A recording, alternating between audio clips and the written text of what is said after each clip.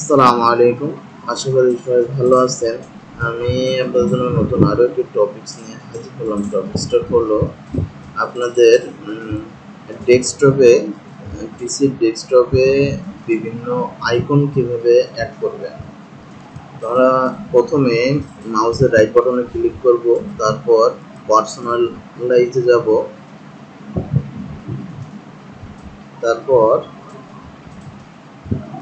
এই যে থিম অপশনে যাবেন, তারপর এই যে ডিসপ্লে আইকন সেটিং এখানটাতে যাবেন। এখন এখানটাতে দেখেন আপনাদের ডিসপ্লে আইকন যেমন computer, recycle bin, control panel, network, user file, এগুলো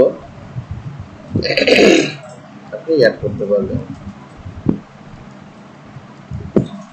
এখান থেকে সিলেক্ট করে অ্যাপ্লাই বাটনে ক্লিক করবেন, তারপর ওকে বাটনে ক্লিক করবেন, তাহলে আপনার আইডিটা সেট হয়ে যাবে।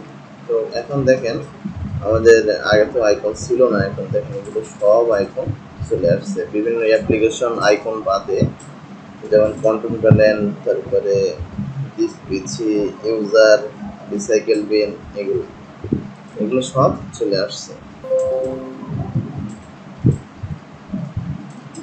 ভালো থাকবেন সবাই।